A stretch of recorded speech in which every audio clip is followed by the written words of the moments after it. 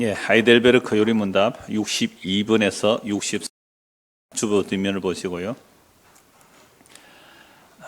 제가 문 하면 여러분 답해 주시면 되겠습니다. 62문.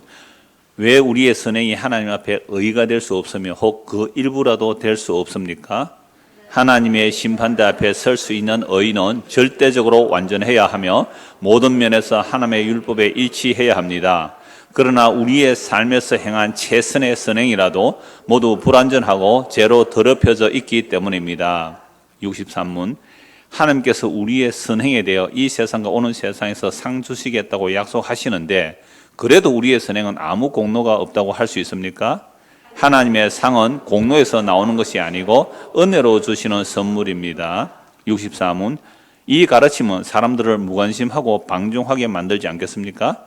아닙니다. 참된 믿음으로 그리스도에게 접붙여진 사람들이 감사를 드리지 않는다는 것은 불가능하기 때문입니다.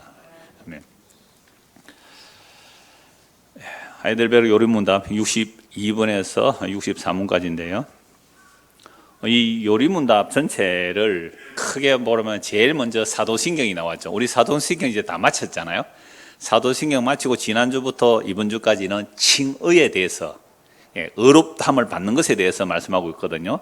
그리고 다음 주부터 볼 것은 하나님의 말씀의 선포와 성례, 말씀 선포와 성례라는 건 성찬과 세례가 있죠. 그 내용. 그 다음에 그거 마치면 십계명에 대해서 다룰 거예요. 십계명. 그리고 마지막으로는 주기도문. 이렇게 하이델베르크 요리문답이 문답으로 정리되어 있거든요. 우리가 평소에 사도신경하고 전인가르침 기도하고 또 십계명 이야기 이거 많이 하잖아요. 성례도 하고.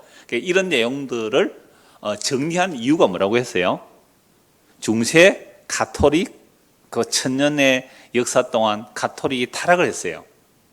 초대교회 때 핍박받을 때 타락 안 했는데 4세기부터 기독교가 공인되고 국교가 되면서 로마의 국교가 되면서 어마어마하게 타락을 해서 천년을 가까이 갔는데요. 그러니까 타락하게 된 가장 중요한 이유는 기독교가 힘을 가지게 된 거예요. 그러니까 교황의 세력이 있고 황제의 세력이 있잖아요. 이게 두 가지 서로 싸우니까 기독교의 교황이 황제보다 더 힘이 있어야 된다. 그러니까 주교 서품권을 황제가 갖느냐 교황이 갖느냐 이런 것과 싸웠거든요. 그런 싸움을 하다 보니까 교회가 결국 힘을 추구할 수밖에 없잖아요. 힘을 추구한 결과 구원도 행위로, 상급도 행위로, 구원도 행위로, 상급도 행위로. 그래서 면죄부를 받았단 말이에요. 그러니까 값없이 그저 주시는 은혜가 완전히 인간의 행위로 바꿔버렸어요. 이러니까 타락이 가속될 수밖에 없는 거죠. 그래서 종교개혁을 하면서 왜 우리가 종교개혁을 할 수밖에 없었느냐? 성경을 봐라. 성경에는 인간의 행위로 구원을 얻을 수가 없고 인간의 행위로 상을 얻을 수가 없다. 그러면 오직 하나님의 은혜다라는 것을 전하는 거죠. 어느 날 종교개혁을 하고 500년이 지났는데 정말 종교개혁을 한 우리 개신교 안에서 정말 하나님의 은혜만 증거됩니까? 적어도 개신교라면 구원은 은혜라고 말하는데 그 다음에 뭐는 우리의 행위라고 그래요? 이 세상에서 상을 받거나 하늘나라 상을 더 크게 받는 상급차등을 얘기하면서 그 상을 받는 일은 뭐라고 해요? 우리의 행위다. 이거요. 그냥 개신교 안에도 그냥 거의 다 팽배해 있습니다. 팽배. 그러니까 결국은 상 받기 위해서 우리의 행위를 이끌어내야 되고 상 받기 위해서 이 땅에서 복 받고 상 받기 위해서 하늘나라 상 크게 하기 위해서 결국 인간의 행위를 끌어낼 수밖에 없잖아요. 그게 타락이에요. 그게 타락이라고요. 중세 천년을 그렇게 타락해서 우리는 종교개혁을 했을 때 은혜에서 은혜라는 거예요. 구원도 은혜, 구원 이후에 우리의 삶도 믿음의 삶을 사는 것도 은혜예요. 그래서 은혜에서 은혜로, 믿음에서 믿음으로. 그걸 이중원천이라고 그래요. 구원도 은혜지만 우리가 흔히 성화라고 말하잖아요. 그 성화 자체도 은혜란 말이에요. 주를 위해서 순교하고 주를 위해서 헌신, 충성, 봉사 몽땅 다 했다 할지라도 그것은 내 행위의 공로입니까? 은혜입니까? 은혜라는 거예요. 너무나 선명한 성경의 말씀들이 있는데 왜 이걸 안 전할까요? 그 이유는 인간의 욕심 때문이에요. 목사의 욕심과 교인들의 욕심이 합해서 우리 교회가 사람들에게 칭찬받기를 원해요? 손가락질 받기를 원해요? 여러분들 저는 그 점치는 사람들을 가끔 보거든요. 그 점치는 사람들 집이 어떤 집이에요? 완전히 설에 집 다 떨어진 그런데 그 대나무 해가지고 뭐 택이 걸어놨고, 풍선 걸어놨고요. 점 친다고 해놨잖아요. 아니, 점을 쳐서 부자 되게 해준다면 지나 부자가 되든지. 안 그래요? 그런 집에 점을 치러 또 길 가다 보면 뭐 점 치준다고 하는 사람들 길거리 쭈그릇이 앉아서 그게 뭐 하는 짓이에요? 그러면 그들이 정말로 점을 치줘서 그 사람들을 복받게 해주려면 어떻게 해야 돼요? 뭐 자기들은 먼저 잘 살아야 될 거 아니에요. 그런데 교회가 그런 점치는 사람처럼 취급받으면 안 되잖아요. 우리는 전능하신 하나님을 믿는데, 그래서 우리가 다니는 예배당은 어때야 돼요? 초라해야 돼요? 멋있어야 돼요? 그럼 세상 사람들이 전능하신 하나님을 믿는다면서도 정말 상가 건물에 저 지하에 조그만한 개척교회 이런 데는 요거 먹는다고 생각하니까 우리는 어떻게 하자고요? 최선의 것을 위해서 가장 좋은 것을 하나님께 바치자. 그러니까 이게 무슨 교회냐 이 말이에요. 교회냐. 그러면 결국 십자가에서 다 이뤘다는 예수님은 뭐 하는 거예요? 교회에서 발로 차버리는 거죠. 발로 차버리는 거예요. 이게 마귀한테 속은 거예요. 보암직하고 먹음직하고 세상이 자랑이 될 만한 것을 마귀가 준다고 했잖아요. 그럼 마귀한테 속은 거잖아요. 예수님께서는 그걸 거부하고 어디로 갔다고요? 십자가로 가셨고 십자가에서 다 이루셨잖아요. 이 선명한 이야기를 왜 안 들려주느냐 이 말입니다. 이거 안 들려주니까 이걸 들려주면 사람들은 어떤 생각을 할까요? 자, 64분 먼저 한번 볼까요? 이 가르침은 방금 제가 5분 동안 말씀드렸어요. 이 가르침은 사람들을 말씀에 무관심하게 하고 방종하게 만들지 않겠느냐? 딱 이 질문이 나오죠. 방종하지 않겠느냐? 아닙니다. 참된 믿음으로 그리스도에게 접붙여진 사람들이 감사를 드리지 않는다는 것은 불가능합니다. 그러니까 이 말씀을 안 믿으니까, 그죠? 목사도 안 믿고 여러분도 안 믿고. 그러니까 우리끼리 뭐예요? 뭔가 열심히 한번 잘해보세요. 보암직한 거 한번 만들어보세요. 이게 중세 천년을 타락한 증거예요. 타락한. 그런데 그걸 왜 또다시 하느냐 이 말입니다. 그래서 이런 500년 전에, 약 500년 전에 이런 하이델베르크 요리문답, 웨스트민더 신앙 고백서, 또 뭐 벨직 고백서, 뭐 이런 고백서들이 나온 이유가 그거예요. 이 당시에는 목숨 걸고 이거 정리한 겁니다. 가톨릭이 엄연히 있거든요. 그 가톨릭이 이렇게 정리하고 나온 사람을 이단으로 정죄하고 이들 죽이려고 했단 말이에요. 전쟁이 일어났다고요? 종교전쟁이 일어난다고요? 그렇게 목숨 걸고 정리한 내용들입니다. 이게 우리가 지금 공부하는 내용들이에요. 자, 62면 다시 보세요. 왜 우리의 선행이 하나님 앞에 의가 될 수 없으며 혹 그 일부라도 될 수 없는가? 답이 뭐라고요? 하나님의 심판 대표에 설 수 있는 의는 절대적으로 완전해야 하며. 왜요? 하나님은 절대적으로 완전하기 때문에 모든 면에서 하나님의 율법에 일치해야 합니다. 그러나 우리의 삶에서 행한 최선의 선행이라도 모두 불완전하고 죄로 더럽혀져 있기 때문입니다. 자, 거기서 이제 이 1번에 대한 성경 구절이 신명기 27장 26절이잖아요. 신명기 27장 26절 한번 찾아봅시다. 신명기 27장 26절.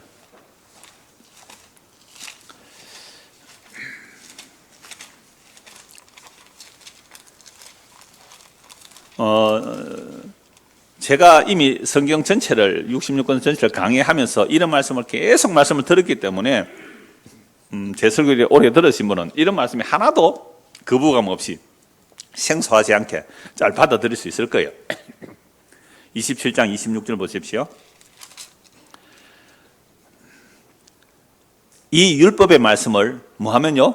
실행하지 아니하는 자는 저주를 받을 것이라 할 것이요 모든 백성은 아멘 할지니라. 그러니까 이스라엘 백성들이 약속의 땅에 들어가서 그리심산과 에벨산의 양쪽을 나눴으라 이거죠. 이 말씀을 순종하면 복을 받으라. 이 말씀을 순종하지 않으면 저주받으라. 두 말씀에 다 아멘 해야 되잖아요. 그래서 26절은 이 율법의 말씀을 뭐 하지 않으면 실행하지 아니하면 저주를 받으라. 그럼 백성은 뭐라고 해요? 아멘 할지라 라고 하면서 이제 순종하며 받는 복과 불순종하면 받는 저주가 28장에 쫙 나오죠. 자, 28장 1절. 네가 네 하나님 여호와의 말씀을 삼가 듣고 내가 오늘 네게 명령하는 그의 무슨 명령요? 모든의 몇 줄을 지나야 돼요. 모든 명령을 지켜 행하면 내 하나님 여호와께서 너를 세계 모든 민족 위에 뛰어나게 하실 것이라 해서 들어가도 복, 나와도 복, 여러 가지 복을 쭉 얘기하면서 어디까지 말씀하는 거예요? 14절까지 말씀하잖아요. 그죠? 14절까지 복을 얘기해요. 그 다음에 15절.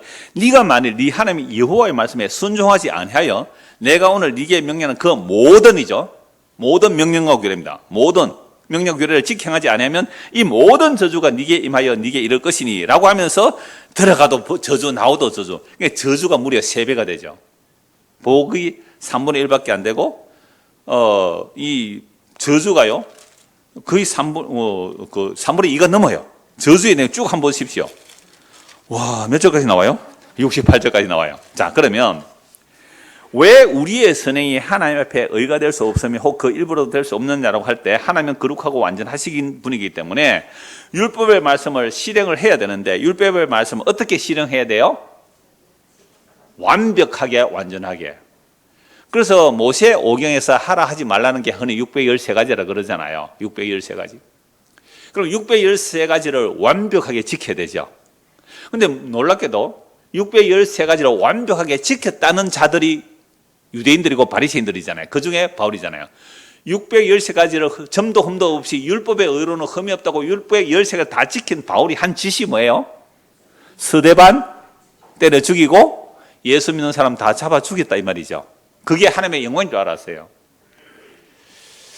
그러니까 바울이 율법의 의로 흠이 없다고 한 그 완벽한 613가지를 다 지켰다는 그 의가 예수를 죽이는 죄가 된다 이 말이에요. 율법을 왜 주셨어요? 아까 우리 찬송했잖아요. 깊도다 하나님의 지혜와 지식에 부여하며 사람이 성장할 수 없다고. 율법을 준 이유는 모든 인간이 너희는 죄 안에 갇혀서 이거 알려고 율법을 줬는데, 그래서 그 율법을 통해 자기 죄를 알려고 주셨는데, 그래서 율법을 통해 자기 죄가 뭔지를 알면 예수에게로 가야 되는데 그 율법 지켜서 나는 의롭다 하니까 예수를 죽여버렸다는 말이에요. 그러니까 율법을 주신 의도로 완전히 오해한 거죠. 율법을 주신 의도로 완전히 오해했기 때문에 바울이 예수님을 만나고 나서는 율법의 의도가 뭔지를 상세하게 설명하는 거예요. 그게 로마서잖아요. 그래서 율법의 의를 완벽하게 지켜야 하나님 앞에 뭐가 돼요? 의가 되잖아요. 그래서 저는 아주 간단하게 이렇게 말씀을 자주 드렸어요. 모든 율법을 항상 지켜 행하되 어떻게 지켜 행해야 돼요? 완벽하게 절대적으로. 그러려면 어느 정도 해야 되냐면 마음을 다하고 성품을 다하고 목숨을 다하고 힘을 다하여 주 너희 하나님을 사랑하고 이와 같이 내 이웃을 내 몸처럼 사랑하. 그러면 여러분의 이웃을 뭐 멀리 갈 것도 없어요. 남편을 아내를 어떻게 사랑해야 돼요? 마음을 다하고 힘을 다하고 목숨을 다하고 뜻을 다하여 그렇게 사랑하십니까? 어느 인간이 그런 사람이 있습니까? 어느 인간이 그런 인간이 택도 없습니다. 우리 인간은요, 여보 사랑해. 그 안에 계산이 다 깔려 있어요. 여보 사랑해. 자기야 사랑해. 그 안에 계산이 깔려 있다고요. 계산기 안 들어가요. 그러니까 처녀가 총각에게 내가 당신을 사랑합니다. 나와 결혼해 주세요. 이 말은 무슨 말이라고요? 경상도 말로? 내 알을 낳아도 이 말 아닙니까? 지 완전히 지 생식의 번식을 위해서 짐승들 세계 보세요. 수컷들이 얼마나 이쁘게 자기를 단장해요. 집을 얼마나 아름답게 꾸밉니까? 그 새들이요, 집 짓는 거 한번 보세요. 배짜기 새, 집 얼마나 잘 짓는지, 새들이 알록달록 얼마나 예쁘게 만드는지, 그래가지고 암컷 하나 꼬시러 보려고, 그 암컷이 사 오보고 집 마음에 안 들잖아요. 가버립니다. 그러니까 전세 사는데 누가 시집 오겠어요? 그 동물의 세계가 똑같아요. 그러니까 우리 인간들이 사랑한다고, 뭐 상대방이 뭘 잘해준다고요. 자기 사랑 외에 다른 거 모르는 인간들입니다. 진짜로 사랑하면 나와 결혼해 주세요. 안 그래야지요. 결혼해서 얼마나 고생시킵니까? 저나 여러분이나 미안합니다. 여러분은 미안합니다. 저는 그래요. 여러분은 미안합니다. 여러분 다 아내를 사랑한 줄 알지만 저는 고생시켰다고. 가만히 생각하면 얼마나 고생시켰어요. 멀쩡한 처녀 데려가지고요, 배 가지고 다 턱에 만들고 말이죠. 얼마나 고생시켰어요. 안 그래요? 애 낳는 일이 얼마나 힘들었는데. 그러니까 우리가 믿음, 소망, 사랑이라는 것은요, 세상 사람들이 말하는 믿음, 소망, 사랑은요, 성경에서 말하는 믿음, 소망, 사랑 근처에도 못 갑니다.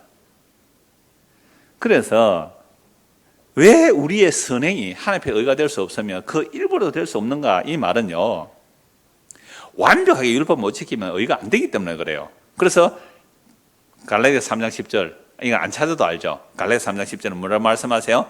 무릇 율법 행위에 속한 자들은 저주 아래 있나니 기록된 바 누구든지 율법책에 기록된 대로 모든 일을 항상 행하지 아니하는 자는 저주 아래 있는 자라 라고 할 때 갈라디아서 3장 10절 바울 사도가 갈라디아서 3장 10절을 말씀할 때에 무슨 말씀을 인용합니까? 방금 읽었던 신명기 27장 26절을 인용해요. 이 율법의 말씀을 실행하지 아니하는 자는 저주를 받을 것이라 할 것이요 모든 백성은 아멘 하라. 요걸 그대로 인용하는 거예요. 자, 갈라디아서 3장 10절 다시 보십시오. 갈라디아서 3장 10절.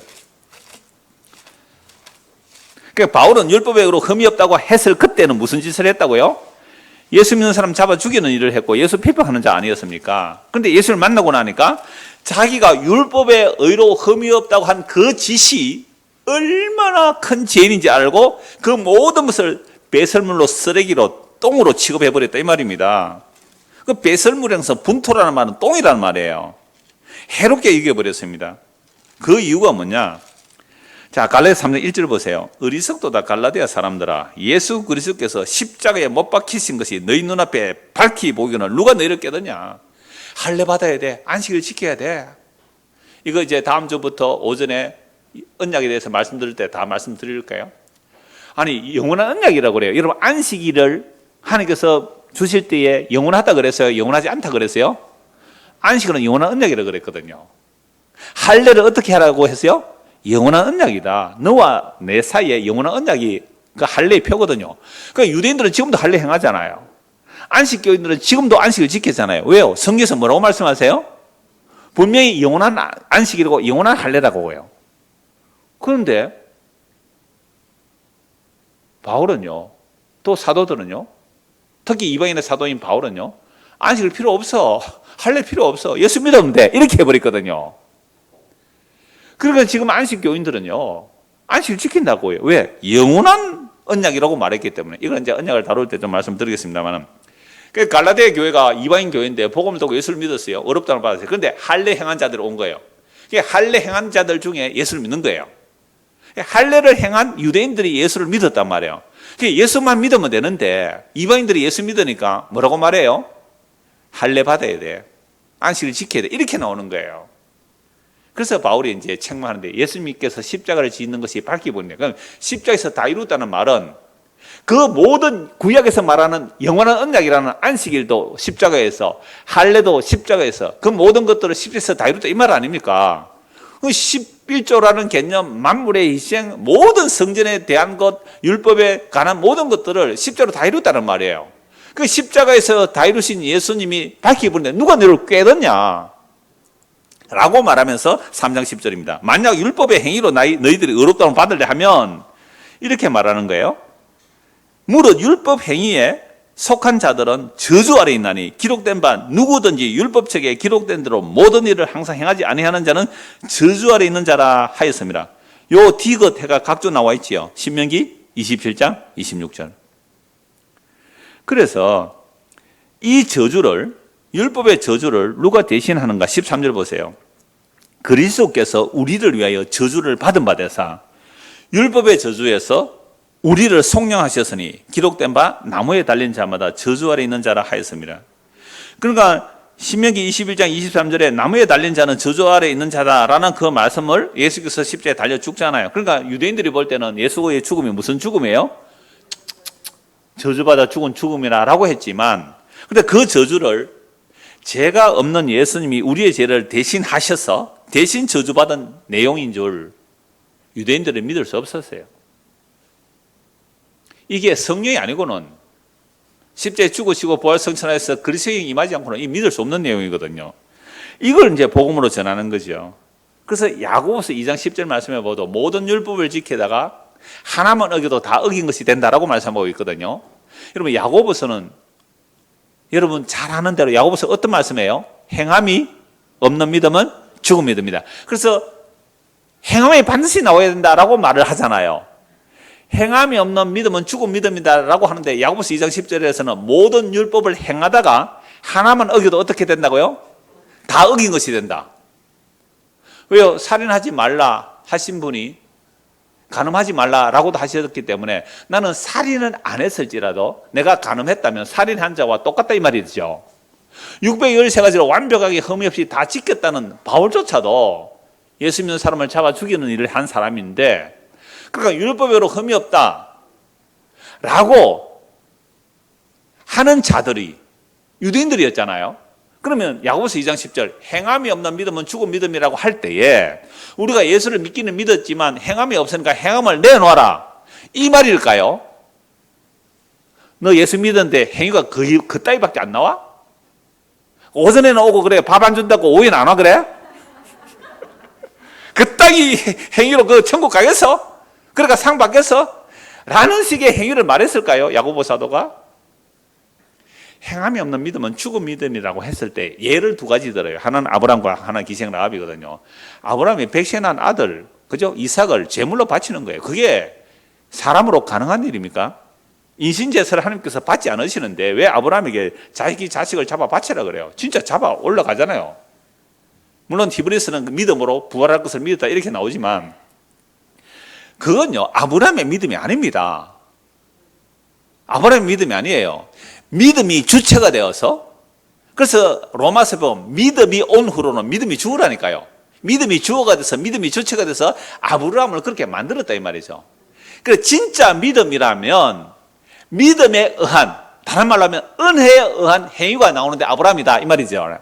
그러니까 아브라함은 뭘 믿어서 의롭다는 받아요? 아까 갈라디아서 여러분 펴지 놓은 거 있어요 그대로? 안 찾았죠? 아브라함 한번 보십시오. 8절 갈라디아서 3장 8절 또 하나님이 이방을 믿음으로 말미암아 의로 정하실 것을 성경에 미리 알고 먼저 아브라함에게 복음을 전하되 모든 이방인이 너로 말미암아 복을 받으리라. 아브라함이 너로 인해 이방인이 복을 받는다.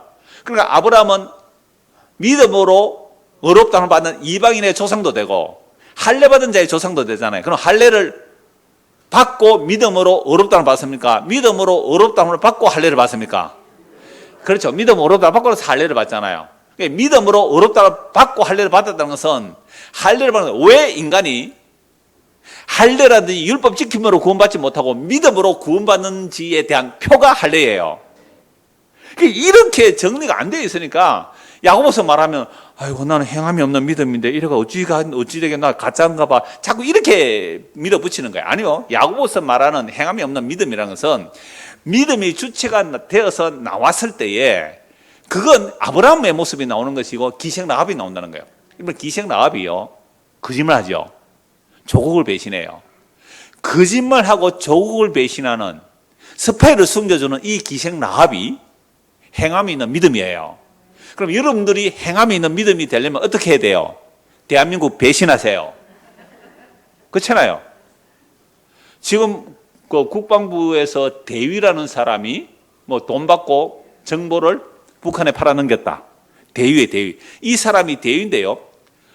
북한의 참수공작 2017년 때 북핵 개발할 때 우리나라 군에서 특수 임무 특임대 아세요? 특수 임무대를 만들어서 북한의 유사시에 전쟁을 가서 핵무기 무력하고 북한의 그 고위 관리들을 무력화시키는 그 훈련 받은 대위가요 팔아넘겼잖아요. 뭐 얘기했다 제가 이 얘기로 나갔어요? 기생라오. 그 사람은 지금 누구를 배신했어요? 대한민국을 배신했잖아요. 그래서 지금 방공 위반으로 지금 잡혀가 있는데요. 아니 아무리 기생이지만 그죠? 기생 라합 이름까지 왜 기생으로 붙여놨어요 성경? 기생 라합이 아니 그래도 자기가 살기 싫어도 그렇지 어떻게 조국을 배신하고 거짓말하고 스파이를 숨겨져요. 그 자기 조국이 망하면 자기도 죽는데요. 이걸 뭐라고요? 행함이 있는 믿음이라. 그럼 여러분 행함이 있는 믿음은 어떻게 해야 돼요? 대한민국을 배신하고 스파이가 돼야 된다 이 말 아니에요. 그런데 많은 목사들이 국가가 없는데 교회가 어떻게 있느냐라고 하면서 국가주의로 가는데요. 정말 바보들 아니에요. 여러분 국가가 우상입니다. 어떤 이 지구상에 있는 국가치고 우상 아닌 국가는 하나도 없어요. 우리 국가를 위하여 하면 개인의 희생을 어떻게 해요? 당연히 여깁니다. 개인의 권리를 당연히 박탈시켜버립니다. 국가를 위하여. 그 국가가 뭔데요? 우상이라니까요. 그 인식이 없으면 믿음의 사람이 아니에요. 기생 라합이 조국을 배신하고 스파이를 숨겨줄 때에 그걸 믿음이라 그래요. 무슨 믿음이요? 이게 행함이 있는 믿음. 그래서 여러분들 행함이 있는 믿음 말하면 뭐라 그래야 돼요?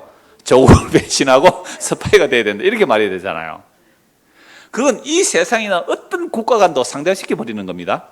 어떤 국가도 마찬가지예요. 어떤 주의도 상대화시켜 버려요. 그러니까 자본주의도 상대화시켜 버리고 공산주의도 상대화시켜 버리고 사회주의도 상대화시켜. 이 땅의 어떤 이점도 어떤 주의도 다 상대시켜 버리는 거예요. 이게 무슨 믿음이에요? 행함이 있는 믿음이에요. 그런데 자기의 이념, 가치, 주의를 붙들고 살아간다고요. 우상숭배자예요. 자, 그래서 왜 우리의 선행이 그러니까 보세요. 대한민국의 선행과 북한의 선행이 있을 거 아니에요. 제가 종종 인용하지 않아요. 그럼 대한민국의 선행이 있을 거고 북한의 일본의 선행이 있을 거예요. 그죠? 그러니까 일본의 선행은 대한민국의 피해가 돼요. 대한민국의 선행은 일본의 피해가 돼요. 북한의 선행은 대한민국의 피해가 되고요. 대한민국에서는 북한의 피해가 돼요. 안 그래요? 세상에 사는 사람들이 다 자기가 선행이라 그러잖아요. 여러분들이 널푸르게 헌신충성을 너무 열심히 하면 누구한테 피해가 돼요? 7층에 우리 교회 피해가 돼요. 몇 분이 7층에 올라가야 되는데 우리 교회 오신 분들이 몇 분 계세요. 할아버지 할머니 몇 분이 오세요. 그래서 여기 와가지고 누구를 막 찾더라고. 누가 내 오라 그랬는데 우리 교회 그런 사람이 없어요. 그래서 7층으로 올라가세요 하고 안내하셨거든요. 그런데 여러분들이 널푸르게 충성하면 그런 분들 어떻게 돼요? 꽉 잡아야죠. 절대로 7층에 가면 안 된다고. 4층에 와야 산다고. 막 그렇게 붙들게 되는 거 아니에요. 그러니까 보세요. 자기의 확장, 자아의 확장을 우리는 부인해야 되는 거. 이게 예수 믿는 거거든요. 그래서 우리의 선행이 하나님 앞에 완벽해야 되고요. 그래서 우리의 일부라도 하나님 앞에 의가 될 수 없는 이유가 뭘까요? 라는 이제 답변이 이사야 64장 6절입니다. 제가 읽어드릴게요. 이사야 64장 6절 잘 아는 말씀이에요. 무릇 우리는 다 부정한 자 같아서 우리의 의는 다 더러운 옷 같으며 우리는 다 잎사귀같이 시들므로 우리의 제약이 바람같이 우리를 몰아가나이다. 우리가 만들어 입은 옷, 우리가 만들어낸 의라는 것들이 다 뭐라고요? 부정한 것이에요. 부정한 것, 더러운 것이에요. 더러운 것. 그래서 우리는 다 잎사귀처럼 시들므로 우리의 제약의 바람같이 우리를 몰아가요. 그러니까 우리는요, 제약의 바람이 휘휘 휘둘리는 거예요. 제약의 바람이 우리를 몰아가는데 이리저리 휘둘리는 자들이에요. 그런 자들이 만들어낸 의라를 가지고 주님 이거 받으세요. 이거는 깨끗한 거예요. 이거는 깨끗한 거예요. 이거는 더러운 거 아니에요. 하고 갖다 바치는 거예요. 제가 어릴 때에 한두 번 얘기를 했는데요. 어릴 때 우리 집에 제사를 지냈죠. 그러니까 아버지 어머니 제사를 지냈는데 우리 어머니는 나중에 이제 예수를 믿고 우리 아버지도 이제 예수를 믿고 그렇게 했는데요. 다 돌아가셨는데 우리가 어릴 때부터 교회를 다니니까 제가 고신 출신 아닙니까? 제사 음식 안 먹다 가니까 저희 어머니가 이제 제사를 위해서 음식 마련했는데 이렇게 말해요. 요거는 제사 지내는 거 아니다 하고 따로 제껴줘요. 뭐 찌짐도 굽고 하죠. 얼마나 그게 귀한 시절이에요. 배고픈 시절에 그 찌짐 같은 거 맛있잖아요. 제사 음식이. 근데 우리는 안 먹었죠. 김치하고 밥만 먹을지 제사 음식 안 먹는다고 그랬단 말이에요. 그래서 우리 어머니가 요거는 제사 음식 아니다 하고 이제 따로 제쳐 두신 거죠. 그런데 그거 왜 만드는 거예요? 제사하려고 만드는 거잖아요. 그러니까 우리가 요것은 깨끗한 거야. 그죠? 요것은 괜찮은 거야. 라고 하나님께 내어놓을 의의가 있다, 없다? 없다. 왜요? 우리의 행위 자체에서 선한 것이 없어요. 완벽하게 하나님의 거룩 앞에서 나세울 거 아무것도 없어요. 자, 그러면 이렇게 이제 질문할 수 있잖아요. 63문. 하나님께서 우리의 선행에 대하여 이 세상과 오는 세상에서 상 주시기도 약속하셨어요. 그래도 우리의 선행에 아무 공로가 없다고 할 수 있습니까? 네, 따질 수 있잖아요. 그래서 하나님의 상은 공로에서 나오는 것이 아니고 은혜로 주신 선물이다라고 하는데요. 자, 마태복음 5장 12절 한번 보십시오. 마태복음 5장 12절. 마태복음 5장 12절입니다.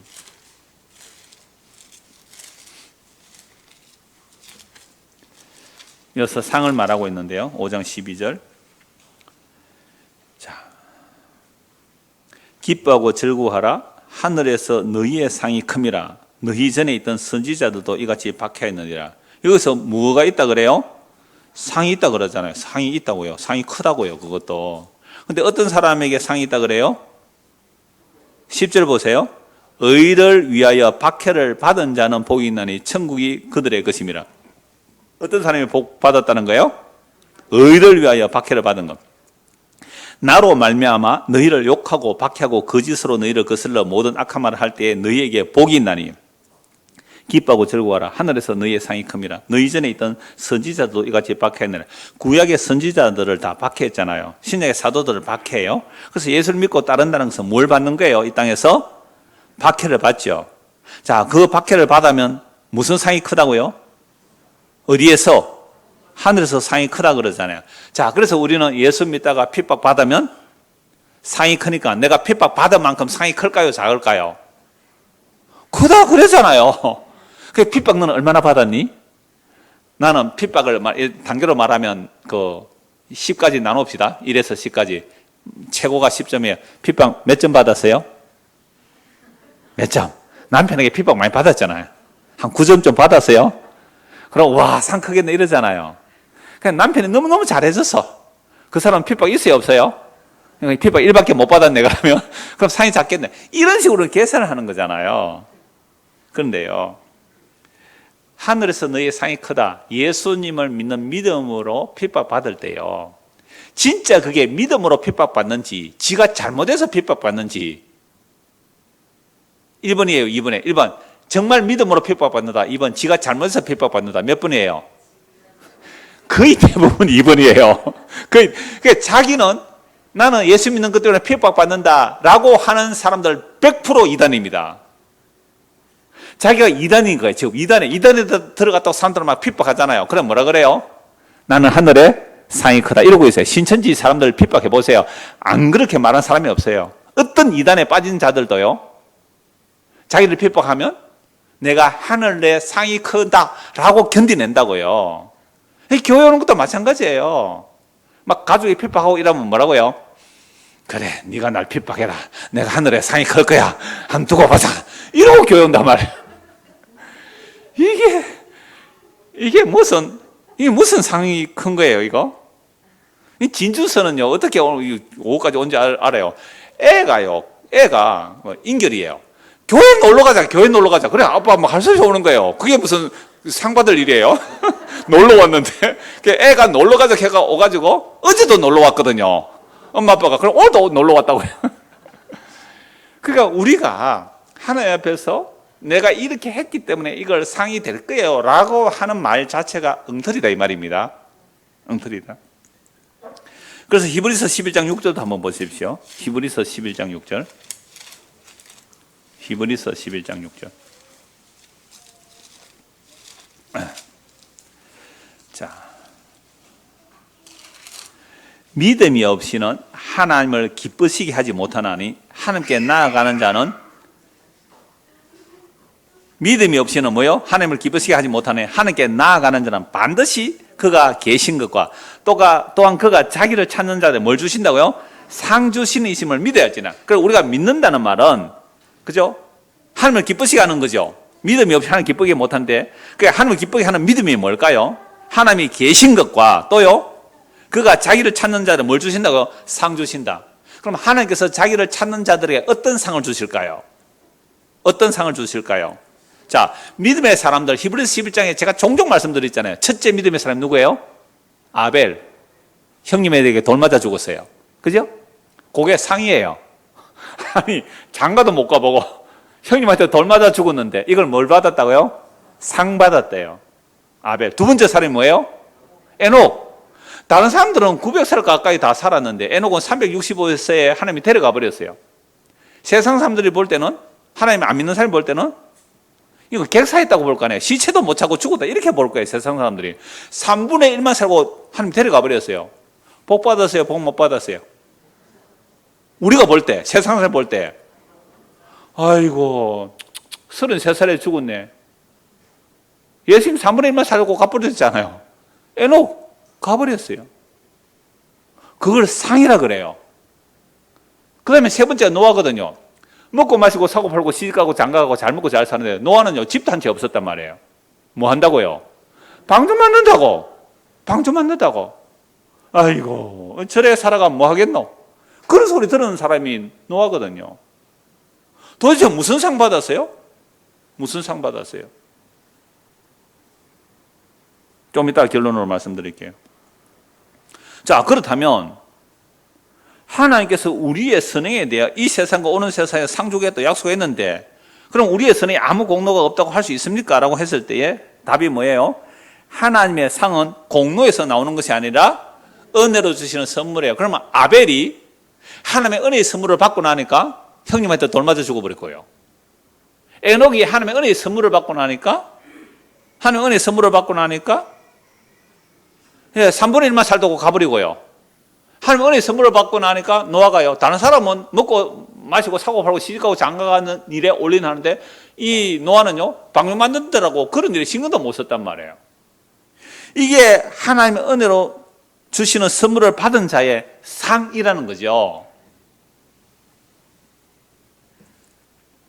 그래서 왜 우리의 상이 그러니까 아벨이나 에녹이나 노아가 같은 사람이 자기 행위로 하나님 앞에 상을 받을 수 없다라는 말씀을 누가복음 17장 한번 찾아봅시다. 누가복음 17장. 누가복음 17장입니다.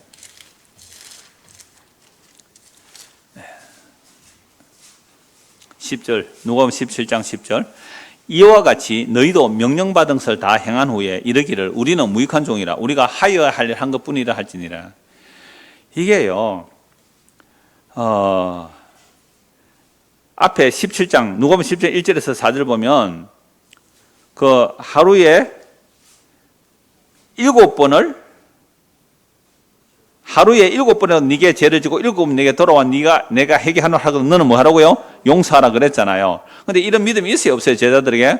없으니까 사도들이 예수께 이렇게 간구하는 거죠. 사도들이 주께 여짜오되 우리에게 뭐요? 믿음을 더하여 주세요. 이렇게 믿음을 더하여 주세요 했을 때 예수님이 설명한 믿음의 내용이 뭐냐라고 하면 이렇게 말하죠. 그러니까 그다지 하나님만한 믿음 얘기하고요. 그 다음에 7절 보세요. 너희 중 누구에게 밭을 갈거나 양을 청하는 종이 있어 밭에서 돌아오면 그들은 곧 와 앉아서 먹으라 말할 자가 있느냐? 도리어 그들은 내 먹을 것을 준비하고 띠를 띠고 내가 먹고 마시는 동안에 수종 들고 너는 그 후에 먹고 마시라 하지 않겠느냐? 명한 대로 하였다고 종에게 감사하겠느냐? 이게 무슨 말씀이에요? 이 당시 2000년 전에 이 당시에 종이라는 것은요. 이 당시에 종이라는 것은 그냥 말하는 짐승이에요. 짐승은 말할 수 없죠. 근데 사람은 말할 수 있으니까 노예라는 것은 말하는 짐승이에요. 그러면 짐승은요. 말하는 짐승이라고요. 사람 종이. 그러면 종이 하루 종일 떼약 뱉어서 하루 종일 일하고 집에 왔는데 주인이 아이고 종아 수고했다고 밥상 차려놓고 밥 먹으라 그러는 주인이 있어요 없어요? 아무도 그런 사람은 없어요. 우리나라 조선시대 때 무슨 있었다고 해봅시다. 종이 있었다고 해봅시다. 하루 종일 밭에서 일하고 왔는데 양반이 종이에서 밥상 차려놓고 수고했다 하고 감사할까요? 안 해요. 하루 종일 일하고 와서 또 뭐요? 주인집 군불 떼어야 되고요. 밥상 차려줘야 되고요. 주인 다 뒤치다거리 해놓고 찌꺼기가 남으면 먹고 없으면 못 먹는 게 종이에요. 물론 먹을 거에 주겠죠. 일시키기 위해서 먹을 거는 주겠죠. 그게 종이란 말이에요. 그러면 그 종이 마땅히 그래서 명령받은 것을 다 행한 후에 이르기를 우리는 무슨 종이라고요? 무익한 종. 우리가 마땅히 해야 할 것을 한 것뿐입니다. 상을 줘야 돼요? 말아야 돼요?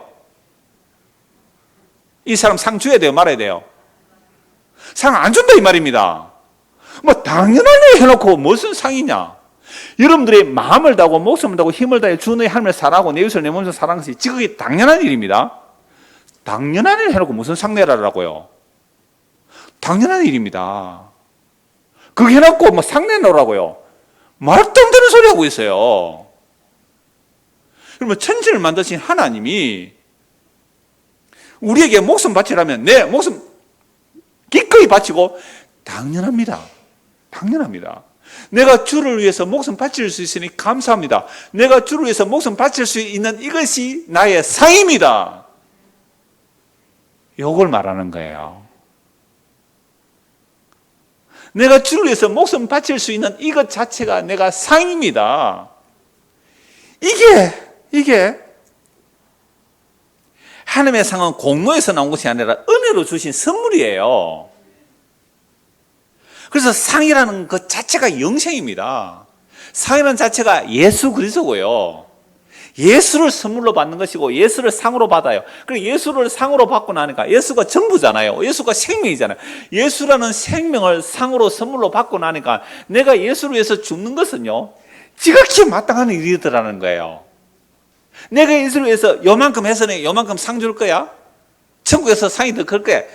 이건요, 은혜를 받지 못해서 그래요. 진짜 은혜를 받게 되면 주의 성령이 우리 안에 임하게 되면, 진짜 은혜를 받으면 나 행한 것 정말 죄뿐인데 주께서 나의 죄를 용서하셨군요. 그래서 내가 목숨을 다해서 순교했을지라도 내가 자랑할 것은 하나도 없고 주의 은혜가 헛되지 않아요. 이렇게 되었습니다. 그러니까 종이 마땅히 죽도록 충성해야 되는데 그 죽도록 충성할 수 있는 선물을 주셔서 감사합니다. 여러분, 이게 은혜로 받은 상이다 이 말입니다. 12시간 일하는 사람하고 1시간 일하는 사람하고 품삯을 같이 줬거든요. 제가 종종 말씀드렸잖아요. 12시간 일하는 사람이 정말로 은혜로 12시간 일하는 사람 같으면요, 너무너무 감사하고 기뻐해야 돼요. 1시간 일하는 사람한테 일당을 주는 것, 여러분 10만 원이라 합시다. 12시간 일한 사람이 10만 원 받거나 1시간 일한 사람이 10만 원 받을 때 12시간 일한 사람이 정말로 은혜로 그걸 받은 사람이라면 1시간 일한 사람 보고 10만 원 받을 때 그걸 차별하거나 시기질투 안 해요. 제가 그 말씀 종종 드렸잖아요. 12시간 일한 사람이나 1시간 일한 사람이나 둘 다 실직자예요. 일할 것이 없어요. 일용 노동자. 하루 벌어 하루 먹고 사는 사람이에요. 근데 12시간 일한 사람은 아침 일찍 부름을 받아갔기 때문에 아침 6시부터 저녁 6시까지 12시간 일한다고 합시다. 그러면 아침 6시부터 무슨 기쁨을 누려요? 일할 수 있는 기쁨을 누리잖아요. 오늘도 하루 일해서 보람찬 하루해를 끝마치고서 얼마나 보람돼요. 하루 일하면 일당을 주면 그 일당 가지고 살도 한 봉지 살 거고 연탄도 하나 살 거고 굶주린 처자식에서 먹여 살릴 수 있다는 그 기쁨의 12시간이 아니에요. 기쁨의 12시간. 그러니까 그 사람이 12시간 일하는 게 뭐 한 거예요? 진짜 먹고 살기 힘들 때는 그거 상 받은 거예요. 1930년대 미국의 대공황에 왔을 때요, 사람들마다 목에다 뭐 걸고 다녔어요? 일자리를 구합니다. 무슨 일이라도 시키면 주세요. 대학 교수 실직하면 상관없어요. 옛날에 사장 상관없어요. 일만 시켜주세요. 일만. 3D 괜찮아요. 쓰레기 치우는 것도 괜찮아요. 일거리만 주세요. 대공황. 그래서 뉴딜 정책을 펼쳤잖아요. 뉴딜 정책 펼친 대통령이 누구예요? 누구예요, 그 사람? 잘 모르세요? 몰라도 상관없어요. 하여튼 그 글을 쓸 때요, 12시간 일한 사람은요, 아침 6시에 나갔는데 너 일해라. 12시간 기쁨이잖아요. 이게 정말로 은혜에서 은혜로 간다면 1시간 일하는 사람도 주인이 선에서 10만 원을 줄 때야, 와, 역시 우리 주님은 대단해. 감사하게 이래야 되는데, 나는 12시간인데 10만 원 주고, 저는 1시간인데 10만 원 주고 시끄럽잖아요. 이건 뭐가 아니에요? 은혜로 받은 자가 아니에요. 이걸 말씀하는 거예요. 야, 천국이 얼마나 멋진지 아세요? 그러니까 내가 정말로 하나님의 은혜를 받았다면, 허물과 죄로 죽은 내가, 지옥 가야 마땅한 내가 십자가의 피로 용서받았다면, 상은요, 예수 그리스도의 십자가로 나타난 그 사랑, 그 용서만이 나의 영원한 상이에요. 그래서 고린도전서 15장 10절 한번 보세요. 고린도전서 15장 10절. 이는 부활장에서 바울사도가 이 말을 해요. 고린도전서 15장 10절. 그러나 내가 나된 것은 하나님의 은혜로 된 것이니. 보세요. 은혜로 주시는 선물이, 하나님의 상은 우리의 공로에서 나온 것이 아니고 뭐라고요? 은혜로 주시는 선물이라고 그랬잖아요. 내가 나된 것은 하나님의 은혜로 된 것이니 내게 주신 그의 은혜가 헛되지 아니하여 내가 모든 사도보다 더 많이 수고하였으나 내가 한 것이 아니요 하나님의 은혜로다. 오직 나와 함께 하신 하나님은. 그러니까 바울은요, 목숨 걸고 복음 전하고 정말 순교했잖아요. 어떤 사도보다 더 많이 수고했어요. 그러니까 바울은 천국에 가면 다른 사도들보다 상이 크겠네요? 아니요. 바울은 그렇게 수고한 그 자체가 뭐라고요? 상을 받은 거라니까요? 은혜를 받았단 말이에요. 은혜가 그 일을 한 거죠. 그래서 천국 가서 만약에 예수님께서 너에게 큰 상 주고 바울이 뭐라 그럴까요? 아니요, 이건 내가 받을 게 아니에요 하고 주님께 면류관을 벗어서 돌려드리잖아요. 요한계시에서 면류관을 벗어 돌려드리잖아요. 이 땅에서 주를 섬길 수 있는 것이 상 받는 거예요. 이 땅에서 헌신할 수 있는 것이 그게 주님의 상이에요. 내가 낮아서 다른 사람을 사는 것, 오늘 오전 말씀처럼 나의 유익을 구하지 않고 다른 사람의 유익을 구하며 사는 그 자체가 뭐예요? 상 받은 거예요. 이런 상 많이 받기를 원합니다. 그거 위해서 기도하세요. 주여 이런 상 받게 해주십시오. 그러니까 12시간 상 받고 사는 사람이 복 받은 거야. 그런데 나는 12시간 일했는데 저는 1시간 일했는데 차별을 둬버리면 이미 그 사람은 지옥을 살고 있어요. 이미 그 사람은 지옥을 살고 있어요. 여러분, 성경이 얼마나 놀라운 은혜의 세계를 말하고 있습니까? 디모데후서 4장 7절 보십시오. 디모데후서 4장 7절.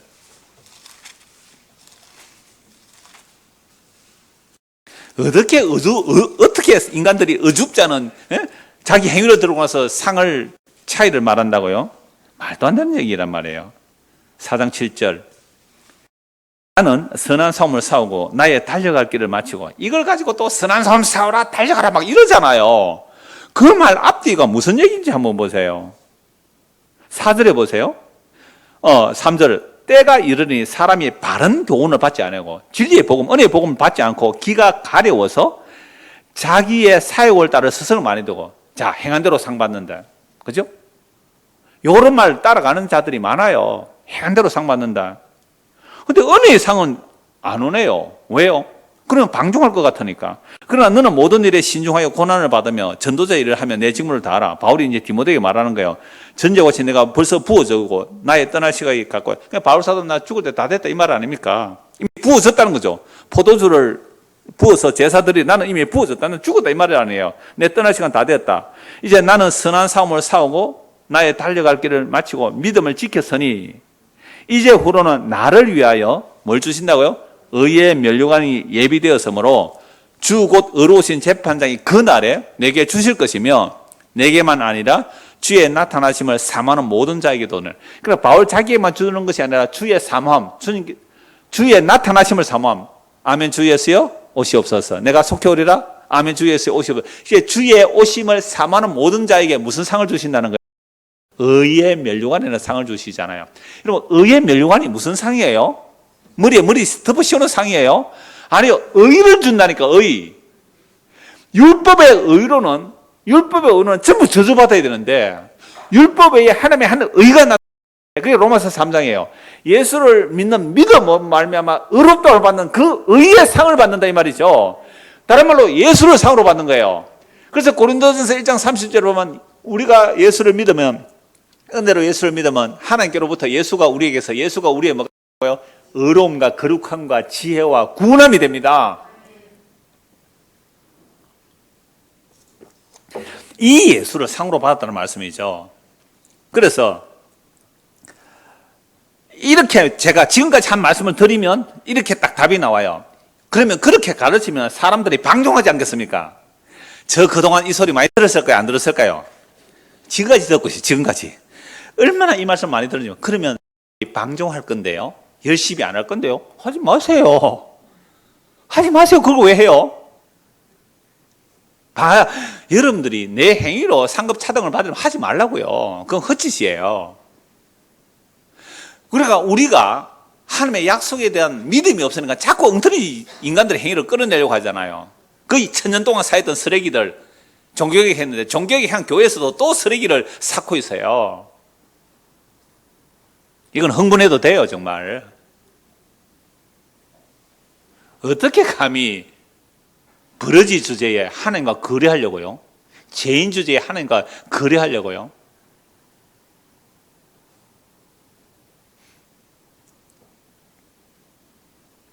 그러니까 보세요.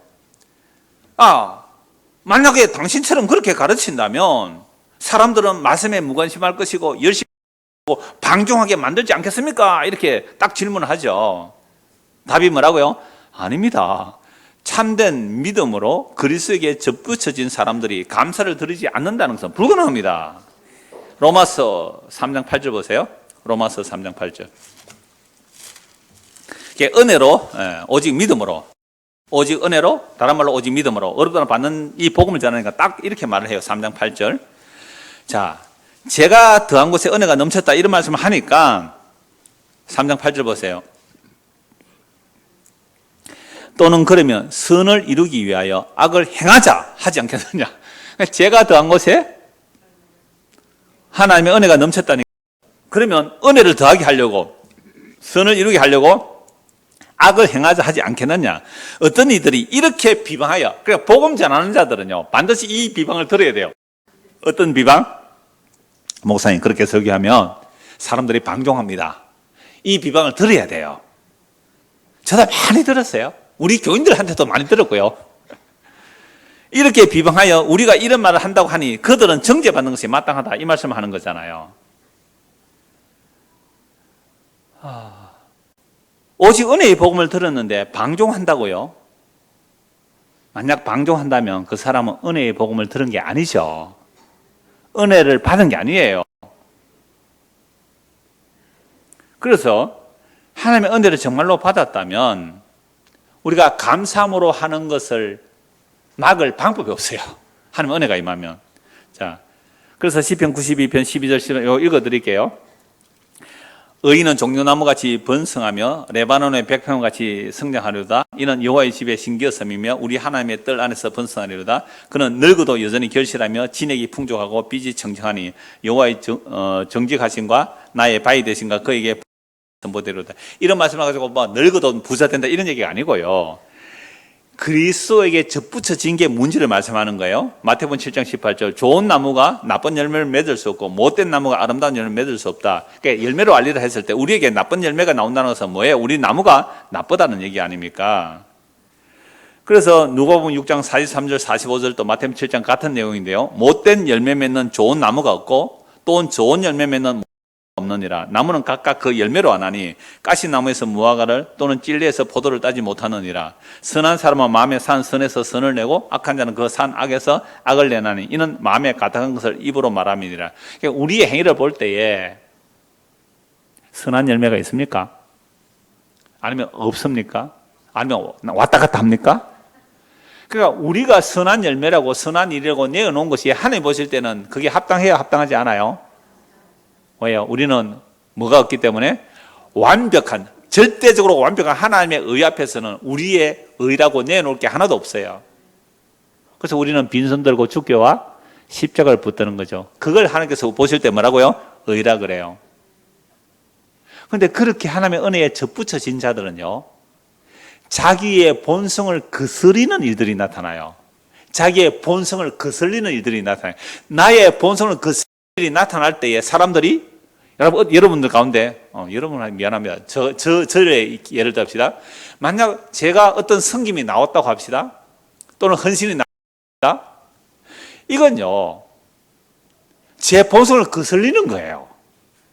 그 우리 집사람이 너무 잘 알 거 아니에요. 저의 삶을 몇 년 같이 살았어요? 저 모습을 너무 잘 알 거예요. 그런데 만약에 제가 여러분들에게 야 목사님이 참 헌신입니다 라고 여러분들이 많이 인정해 줄 어떤 열매가 나왔다면 그건 제 본성이 뭐라고요? 거슬리는 내가 할 수 없는 거예요. 그 우리 집에 잘 알아요. 네가 아까 그래 이렇게 나온다야 된단 말이에요. 살아보세요. 네가 에이구 이렇게 나와야 돼요. 교회에서 우리가 어떤 선한 열매가 나왔을 때에 본인도 이게 내가 아닌데 내 정신이 없었구나. 이 내 본성이 아니에요. 이렇게 나와야 되고요. 다른 사람들도 네가 그런 열매 나올 줄 몰랐다 이렇게 나와야 돼요. 그래야 자타가 부인되어지고 자타가 인정함으로 너에게서 나올 수가 없어. 누구에게 나온 거예요? 하나님의 은혜가 되지 않아요. 이렇게 나와야 돼요. 그러니까 외식 떨지 마세요. 네? 외식 떨지 말자는 거예요. 그냥 성질대로 사세요 이 말 하잖아요. 그런데 우리의 본성을 거스르는 일들이 나와요. 희한하죠. 그래서 요한복음 15장 5절 잘 알잖아요. 나는 포도나무에 너희는 가지니 그가 내 안에 내가 그 안에 가면 사람의 열매를 많이 맺나니 나를 떠나서 너희가 아무것도 할 거야. 그러니까 우리가 예수 그리스도에게 접붙여져서 나오는 믿음의 일들이 있어요. 예수 그리스도에서 접붙여짐으로 나오는 믿음의 일들은 반드시 뭐가 일어난다고요? 자기를 부인하고 뭘 해도 해야 할 일을 다 한 이후에도 바울이 목숨 걸어서 순교했을지라도 나는 마땅히 해야 할 일을 한 것뿐이 무익한 종입니다. 내가 이렇게 된 것은 나의 본성을 거슬러서 하나님의 은혜로 된 것이다. 이렇게 고백하는 자들, 이게 진짜로 예수님께 접붙어 있는 자들이잖아요. 그래서 로마서 11장에 보면요, 요거 한번 보고 마무리할게요. 로마서 11장.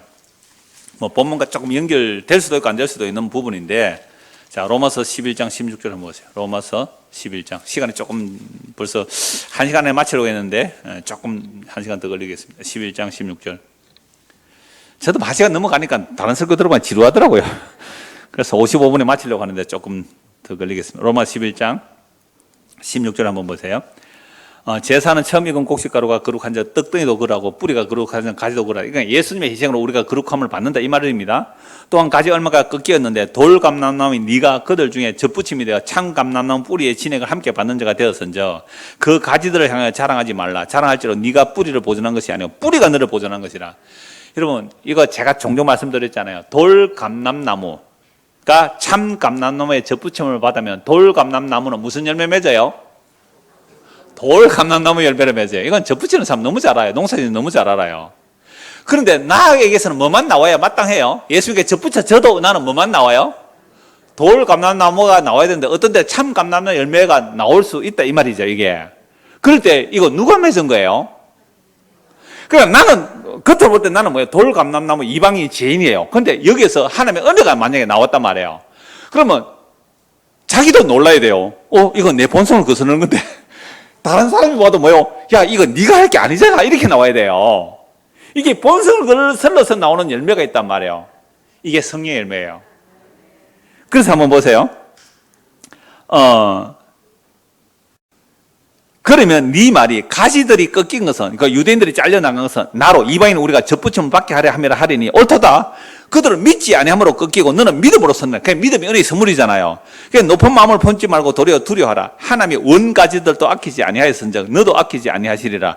그러므로 하나님의 인자하심과 준엄하심을 보라. 넘어지는 자들에게는 준엄하심이 있으니 너희가 만일 하나님의 인자하심에 머물러 있으면 그 인자가 너희에게 있으리라. 그렇지 않으면 너도 찍히는 바 되리라. 그들도 믿지 아니하는데 머무르지 아니하면 젖붙임을 받으리니 이는 그들을 젖붙이실 능력이 하나님께 있음이라. 그러니까 유대인들도 믿음으로 의롭다를 받는다 이 말이죠. 이방인들도 믿음으로 의롭다를 받는데 네가 믿음으로 의롭다를 받는다. 예수 믿게 됐다. 근데 지가 또 자랑하면 까불지 마 이 말이거든요. 그래서 24절 네가 원 돌 감람나무에서 찍힘을 받고 아담의 죄와 사망 아래에 있다가 찍혀서 의와 생명 예수에게 접붙임을 받았다 이 말 아닙니까? 원 돌 감람나무에 찍힘을 받고 무엇을 거슬러? 본성을 거슬러. 본성으로서 좋은 감람나무에 접붙임을 받았어요. 그러니까 우리가 예수 믿고 사는 일은요 전부 우리의 본성을 거스르는 겁니다. 뭐 낮아지라고요? 나보다 남을 낮게 여기라고요? 보이는 것은 잠깐이라고요? 보이지 않는 것은 영원한 것이라고요? 돈을 사람이 일만하게 뿌리라고요? 전부 다 우리 본성을 거스르는 거예요. 본성에 맞는 거예요. 예수 믿고 사는 일은 우리 본성에 전부 거슬러요. 성경 읽기가 왜 힘들어요? 성경 읽기가 왜 힘들어요? 본성에 거슬리기 때문에 힘들어요. 근데 성경을 거꾸로 읽으면 또 재밌게 읽어요. 그 지를 중심으로. 모든 성경 말씀은 전부 우리 본성에 거슬리는 겁니다. 그래서 저와 여러분들이 예수를 믿고 산다고 해서 날마다 우리의 본성에 거슬리는 이야기만 선보되는 설교, 성경. 싫어요, 좋아요? 싫어요. 그러면 좀 하소, 십자가. 그러면 좀 하소. 세상에 복 받는 얘기도 많고 많은데 왜 당신은 그 십자가 그 얘기만, 저주받은 십자가 얘기만 하느냐고. 본성에 거슬리는 이야기잖아요. 본성에 거슬리는 이야기. 본성에 거슬려 좋은 감람나무의 접붙임을 받았으니 원가진 이 사람들 얼마나 더 자기 감람나무의 접붙임을 받았냐. 그래서 예수 믿고 사는 일은 날마다 뭐요? 우리 본성을 거슬리는 일이에요. 그러니까 본성에 거슬리는 일을 우리 스스로 할 수 있어요, 없어요? 못해요. 근데 본성에 거슬리는 일을 하고 있단 말이에요. 본성에 거슬리는 일을 누가 하고 있어요? 성부와 성자와 성령께서 우리를 본성에 거슬리는 그 길로 이끌어 가세요. 이 길로 잘 이끌려 가는 것이 믿음의 길이에요, 생명의 길이에요. 우리의 본성을 거슬려 일하시는 그 주님의 일하심을 믿고 사는 저와 여러분 되기를 소원합니다. 기도하겠습니다. 하나님 아버지, 우리는 태어날 때부터 이방인이고 돌감납니다. 여기서 찍혀서 참 감람나무에 붙었지만 껍데기는 여전히 돌감람나무 모습입니다. 내가 봐도 나는 돌감람나무이고 다른 사람이 봐도 돌감람나무입니다. 그런데 이런 우리에게서 본성에 거슬리는 일이 만장하면 결코 우리의 능력이 아닙니다. 성부와 성자와 성령께서 일하여 주셨기에 대신 예수 그리스도 그분의 생명이 우리 안에 흘러차고 넘쳐서 우리의 본성을 거슬려 보이는 것을 믿지 않고 보이지 않는 약속의 나라를 믿게 되는 이 모든 일들도 우리의 본성을 거슬려 일어나는 하나님의 은혜이며 하나님의 선물이며 하나님의 상입니다. 이 모든 상을 주시기 위하여 상 자체가 되시는 예수 그리스도 그분이 우리의 주와 그리스도가 되시고 우리의 저주를 대신 짊어지시고 우리 안에 오셔서 우리에게 생명을 이루어 가시는 그 놀라운 예수님을 믿고 살아가는 우리 모두가 되도록 은혜를 베풀어 주시옵소서. 예수 그리스도를 받들어 기도드리옵나이다. 아멘.